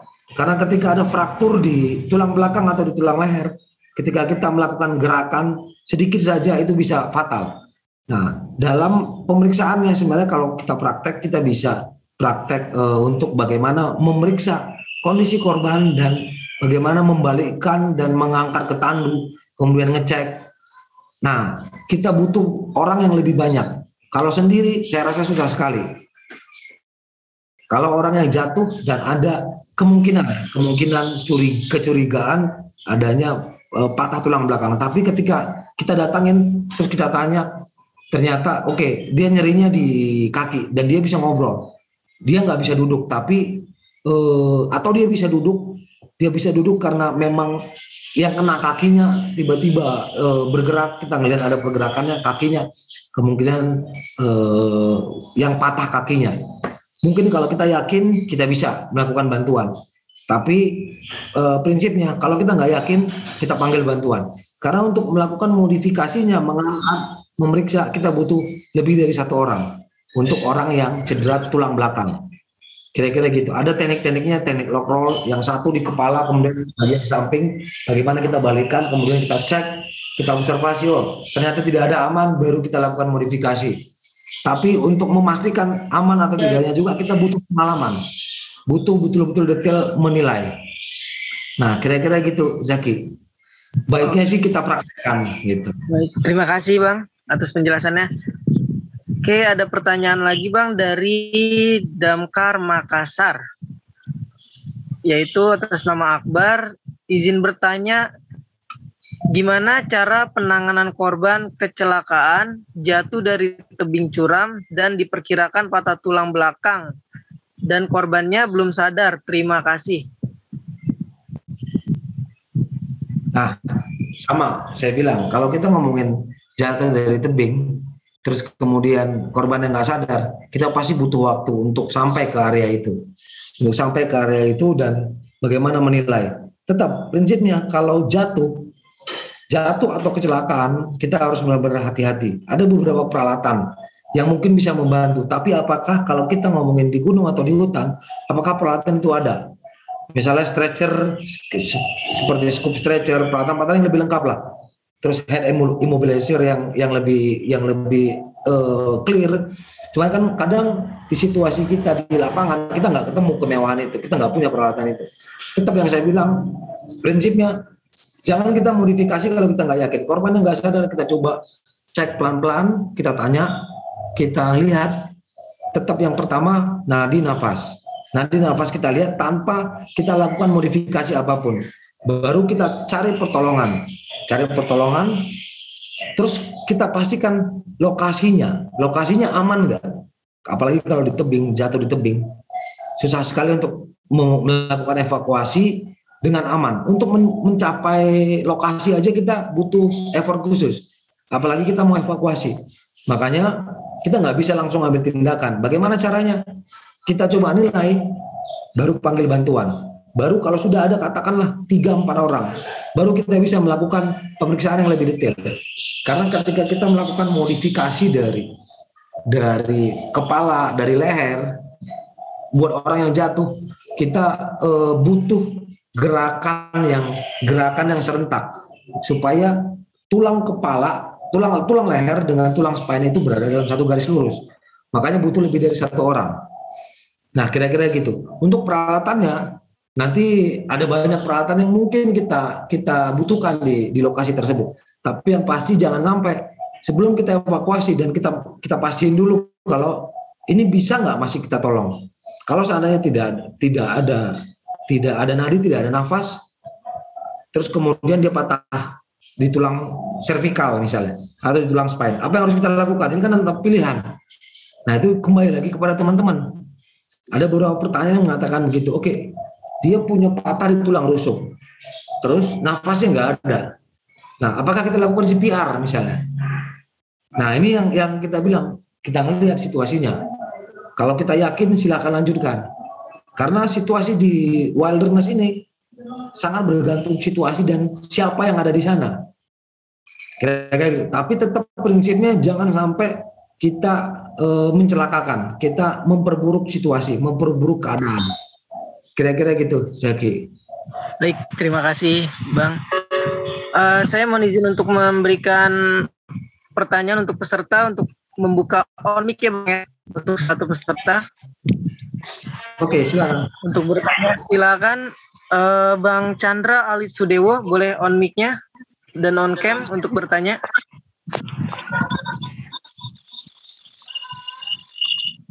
Saya mau bertanya tentang kegiatan outdoor, terutama di trail running. Yang sering dialami itu kan punggung terasa nyeri seketika habis lari, terus bisa terkena heat stroke juga. Itu cara mengatasinya gimana? Oke, kalau kita ngomongin ultra trail ya, ini agak expert. Ultra trail ini saya bukan ini jadi trennya sekarang, jadi tren orang banyak lari, kemudian banyak kapasitas yang memang meningkat. Kalau saya lihat banyak sekali sekarang lari dari orang muda sampai orang tua yang memulai. Nah, tapi ada banyak faktor dan ada banyak hal yang perlu kita lihat di situ. Kalau tadi punggung suka nyeri, misalnya punggung suka nyeri berarti ada masalah. Kemungkinan kita harus cek lebih lanjut lagi. Kemungkinan ada penekanan. Jadi kebayang ya, ultra trail itu memaksa badan kita sebenarnya melewati limit dari batas kita. Khususnya orang-orang yang sudah melakukan ultra trail itu 60 kilo, 100 kilo. Nah, pasti ada beberapa masalah, khususnya di spine. Kalau punggung ngomongnya sakit, kan kita lari, kemudian ada beberapa hentakan yang kita lakukan, kemudian ada bantalan di punggung kita. Mungkin dari situ, mungkin dari hal yang lain, tapi paling sering dari situ. Atau dari tarikan otot yang ada. Kita harus lihat lebih lanjut, cek lebih lanjut apakah ada masalah di spine jadi ini antara satu ruas tulang belakang dengan tulang belakang lainnya ada kayak bantalannya itu nucleus pulposus itu dia punya elastisitas, tapi kalau seandainya tumbukannya terlalu tinggi, kemudian terlalu sering repetitif, akhirnya dia melakukan penekanan, itu yang mungkin sering sakit. Atau otot-otot kecil atau ligamen yang menarik ketika kita berkegiatan. Nah, makanya pelari ultra itu biasanya mereka cukup aware dengan badannya, kemudian dengan perawatannya, dengan apa yang dia rasakan, karena badan ini personal ya. Bisa jadi kita melakukan kegiatan yang sama, tapi satu merasakan apa, satu yang lain merasakan apa. Masalahnya bisa berbeda. Nah, terus kemudian masalah heat stroke. Kalau heat stroke di ultra trail pasti mungkin banget terjadi. Makanya di ultra itu kalau orang yang sudah terbiasa untuk berlari, dia akan punya kemampuan untuk bagaimana menjaga porsi cairan di badannya. Terus kemudian minumnya juga, kemudian ada beberapa tablet garam yang diminum, ada beberapa merek. Kalau teman-teman saya kebetulan bukan pelari ultra, tapi teman-teman yang ini ke saya, yang ada di sekitar saya, biasanya mereka akan membawa beberapa pil garam, pil multivitamin dan lain-lainnya untuk mensupport. Karena yang saya bilang tadi, ultra ini olahraga yang memang kalau menurut saya sih di luar dari batasnya kita. Kita di push untuk jadi Iron Man ya, di push jadi orang yang lebih kuat dari melebihi batas normalnya manusia. Makanya butuh suplemen khusus, butuh peralatan khusus, dan butuh latihan khusus. Nah, saya sarankan kalau teman-teman yang ikut ultra, jangan berhenti tiba-tiba, karena ada satu metabolisme yang cukup ekstrim yang terjadi di badan Anda. Kira-kira gitu. Jadi semakin ekstrim kita, semakin kita prepare dengan perlengkapan, peralatan, pengetahuan kita. Kira-kira gitu. Kalau stroke pasti terjadi, cuman bagaimana kita mengatasinya dengan mengganti cairan dan tablet garam tadi sebenarnya untuk mengganti elektrolit. Jadi ada beberapa pil-pil yang diminum. Mereka bilang ini merek ini. Kalau saya nggak tahu merek, tapi waktu saya lihat kandungan, rata-rata kandungannya itu garam, mineral, elektrolit yang memang untuk mengganti dengan cepat. Bahkan ada yang penyerapan yang cepat, ada yang ya hal-hal seperti itulah. Dan itu yang perlu dipersiapkan sebelum kita melakukan kegiatan. Kira-kira gitu dari saya. Oke, terima kasih. Terima kasih. Cukup gimana Bang Chandra? Cukup jelas? Cukup jelas. Terima kasih. Terima kasih atas pertanyaannya. Oke, kita lanjut ya Bang. Dengan pertanyaan selanjutnya dari Elan Cianjur. Bagaimana caranya jika ada tim kita takut turun dari tebing atau bukit yang curam? Waktu itu pernah kejadian dan membutuhkan waktu 2 jam agar dia mau ikut turun. Jadi ini terkait kayak trauma turun takut ketinggian Bang. Ya, oke. Ini yang sulit untuk kalau dia masalahnya bukan di mental yang biasa. Kalau dia sampai turun setelah 2 jam, mungkin lebih parah ya. Tapi dari pengakuan teman-teman yang porter, contoh saya baru ngobrol kemarin dari Rinjani, itu yang ngedaki juga waktu turun banyak yang merasa ketakutan dan akhirnya memperlambat perjalanan. Nah ini yang bisa terjadi. Karena ada orang memang punya trauma ketinggian, tapi pasti ada sesuatu yang menyebabkan itu. Ada juga yang mentalnya memang belum siap. Nah, kalau bagaimana mengatasinya, nah ini yang agak sedikit sulit. Kalau saya ngelihatnya, biasanya saya ada satu lagi yang biasa memberikan psychological first aid ya. Ada satu ini saya bagaimana meyakinkan orang tersebut. Mungkin bisa kita bantu dengan beberapa trik, tips and trick. Triknya itu bisa bagaimana dia nggak ngelihat, bagaimana dia ngobrol, bagaimana dia nggak fokus dengan ketinggian yang bagaimana dia memaksa dirinya antara dua. Kita alihkan atau memang kita push. Kalau di pendidikan dasar ya pasti udah kita push supaya terbiasa, supaya memang apapun yang ada di depan kita sikat. Nah permasalahannya kalau ini bukan di pendidikan agak sedikit sulit. Nah kembali lagi kalau saya bilang nggak ada caranya ya, tergantung orangnya dan tergantung situasinya. Kalau dia turun tebing mungkin maksudnya ini rappelling ya, kalau disuruh rappelling. Nah beberapa begitu, ini ketakutan yang mendalam. Tapi ada beberapa kasus yang saya lihat di pendidikan dasar kalau rappelling sebenarnya karena mentalnya belum siap untuk ada ketakutan dan mentalnya belum siap untuk turun. Nah ini yang perlu kita push. Kalau memang ini konteksnya pendidikan dasar. Kalau konteksnya wisata, nah ini agak sedikit sulit. Nah tapi itu tidak akan membahayakan. Kalau saya bilang kalau memang harus dipush, silahkan dipush. Tapi bagaimana caranya? Tapi yang pasti jangan membahayakan secara teknikal. Tapi kalau secara psikis sih harusnya tidak akan membahayakan. Kira-kira gitu dari saya, Zaki. Oke, baik Bang, terima kasih. Untuk selanjutnya masih ada lagi nih Bang dari Arif Rahmat. Ketika ada pendaki jatuh ke jurang yang posisinya belum aman dan korban juga mengalami luka yang sangat serius, apakah kita tangani dulu dengan pertolongan pertama atau kita pindahkan ke tempat yang aman? Oke, ini dia korban. Gimana coba bisa diulang lagi? Oke, ini jadi ketika ada pendaki yang jatuh ke jurang yang posisinya belum aman dan korban juga mengalami luka yang sangat serius, apakah kita tangani dulu dengan PP pertolongan pertama atau kita pindahkan ke tempat yang lebih aman? Jadi kemungkinan gini Bang, jatuh ke jurang yang belum aman tuh dia masih berada di punggung seperti kayak punggungan gitu Bang, jadi masih tempatnya masih curam lagi. Oke, ya. Secara prinsip yang pertama kita lakukan pastikan tempatnya aman. Itu secara prinsip ya. Tapi ini tergantung konteks juga, tergantung konteks. Amannya seaman apa? Oke, tempatnya nggak aman, tapi apakah dia mengancam?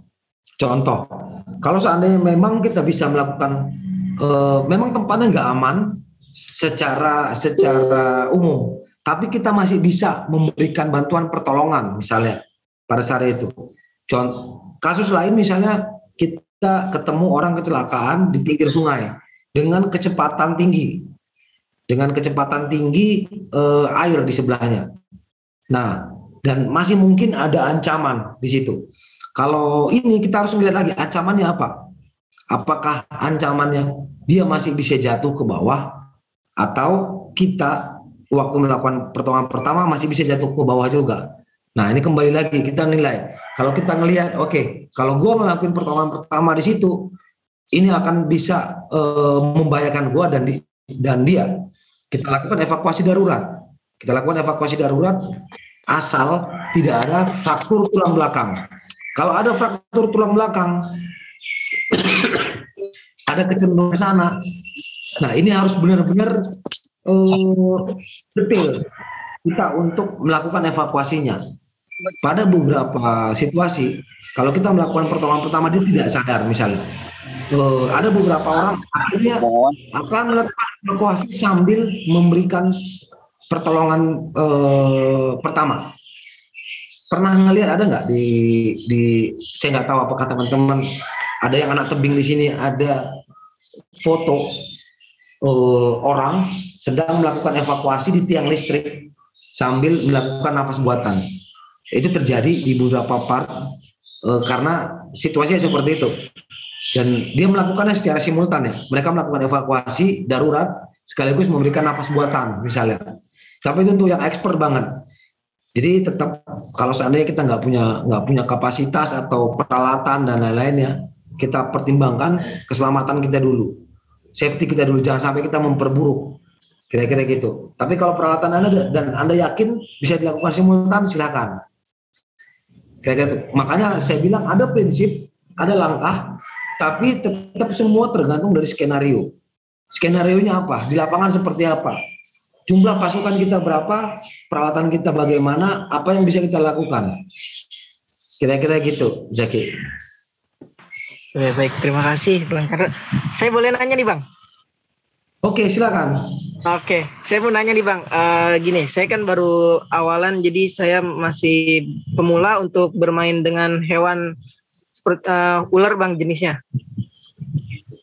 Nah, jadi kalau saya pribadi, saya belum berani untuk memegang ular yang berbisa. Nah, saya masih mempermainkan main ular, jadi sering nangkap ular yang tentang kayak sanca atau king atau piton gitu. Apa ada obat khusus dari contohnya dari kayak daun-daun Bang, dari alam yang untuk menahan rasa sakit atau gejala, contohnya kayak seperti nanti efek ke badan gitu. Oke, kalau ini ya, kalau ular ini beragam jenisnya. Tapi kalau kita ngelihat di Indonesia, karena memang kasusnya mungkin banyak. Kalau menurut Dokter Tri itu yang memang dia neliti di beberapa ular ya, dari Malang.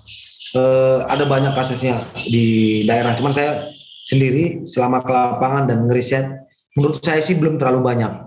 Tapi yang membuat akhirnya obat di Indonesia itu baru ada satu jenis, namanya sabu. Tahu sabu nggak? Pernah dengar nggak sabu? Zaki pernah dengar nggak sabu? Sabu. Nah, sabu itu serum anti bisa ular.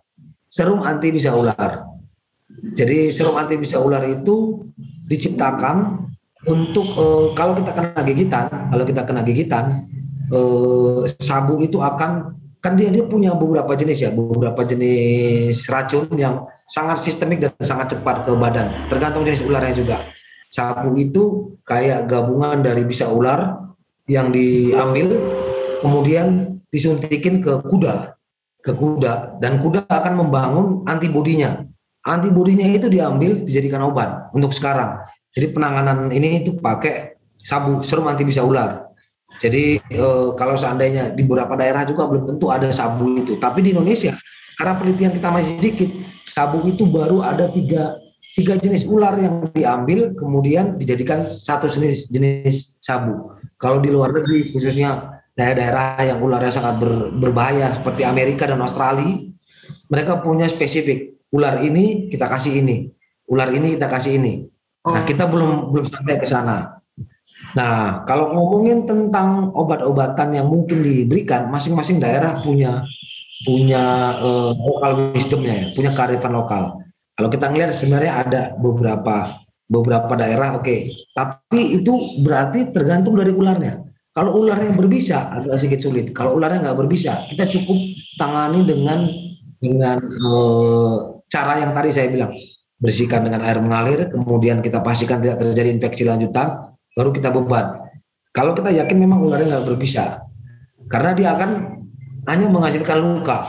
Tapi kalau ularnya berbisa, nah ini yang harus segera kita bawa dan kita rujuk ke rumah sakit terdekat. Rumah sakit juga nggak semua daerah punya serum untuk bisa ular. Nah kira-kira gitu. Nah kalau untuk obat-obatan, ada beberapa yang pernah saya pelajarin saya pernah ngobrol di teman-teman Leuser sama teman-teman di Mentawai.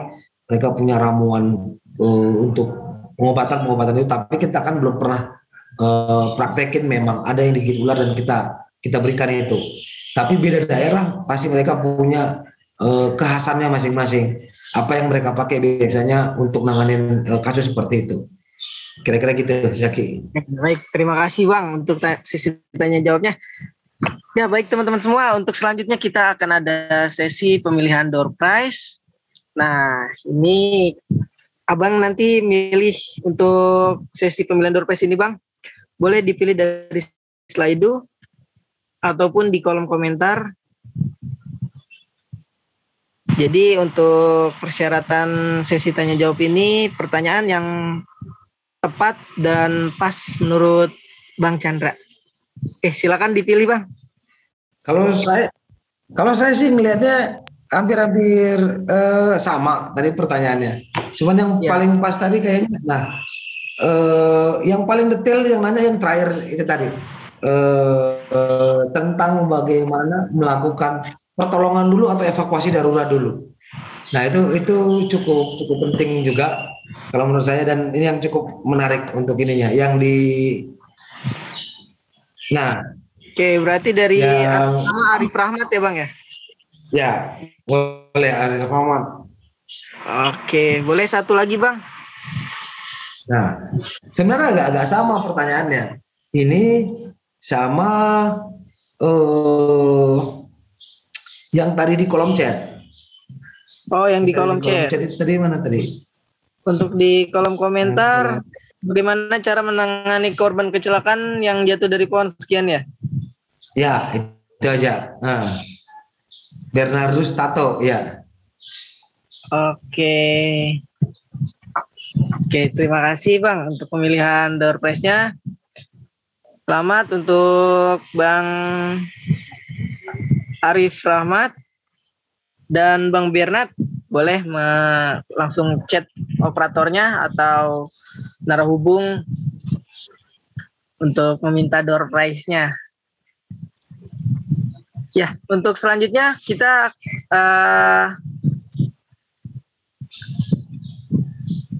akan ada pemberian sertifikat dari Ketua Umum PDP kepada Bang Chandra, sekaligus ucapan terima kasih dari Ketua Umum PDP kepada Bang Chandra dan seluruh peserta webinar. Untuk Ketua Umum PDP, saya persilakan.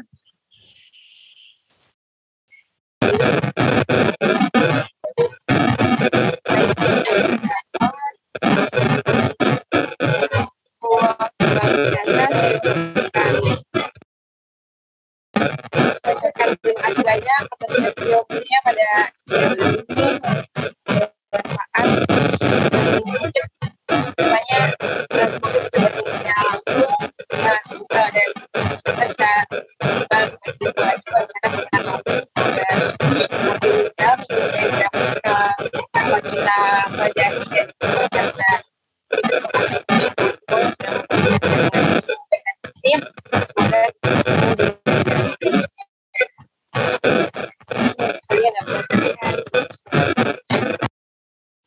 Ya, baik, terima kasih Kak Kisti selaku Ketua Umum PDP Indonesian Green Ranger.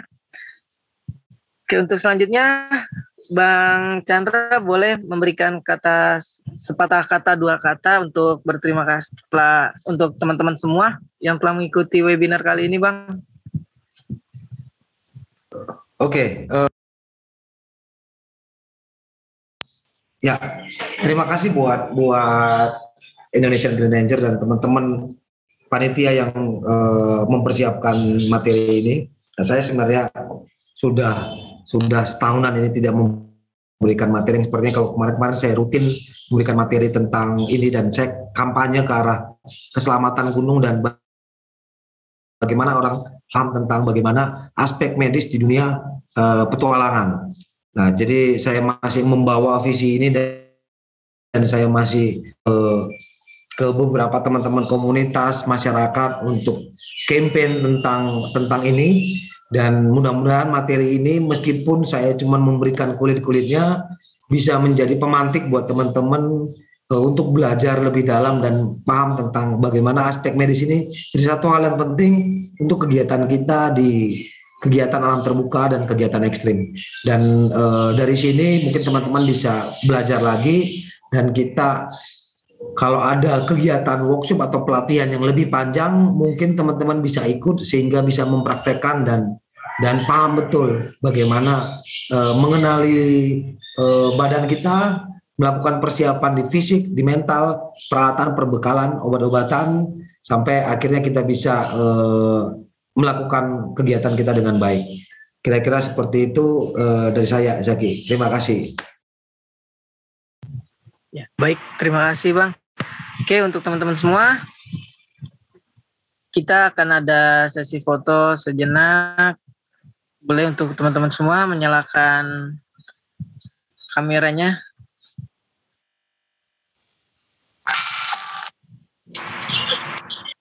Oke, yang masih mematikan boleh dinyalakan kameranya.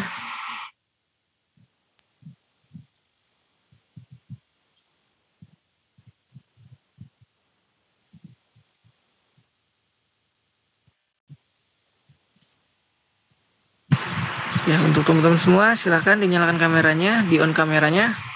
Sudah. Oke, udah siap? Yuk, kita hitungan 3 ya.